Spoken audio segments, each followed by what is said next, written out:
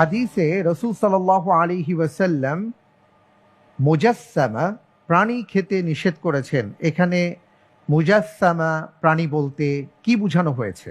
এ, কুপিয়ে হত্যাকারী প্রাণী, বি, বেঁধে দূর থেকে তীর নিক্ষেপ করে হত্যাকৃত প্রাণী, সি, পাহাড় থেকে ফেলে হত্যাকৃত প্রাণী, ডি, লাঠির আঘাতে হত্যাকৃত প্রাণী। মানে এখানে কি আজকে এখন আমি প্রিয়জন সহায়তা এবং লাইফ লাই 50 যে কোনো একটা পাবে না? একটা পাবো। জি, 50-50 চান্স চাই। 50-50 চান্স দেওয়া হোক।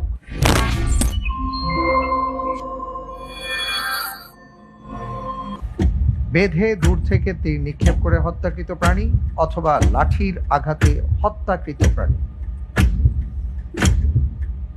বি অথবা ডি।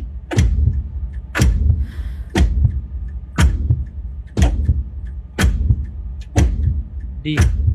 ডি ফ্রিজ করা হোক। অপশন ডি, লাঠির আঘাতে হত্যাকৃত প্রাণী দিয়েছেন। আপনার উত্তরটি সঠিক হয়নি।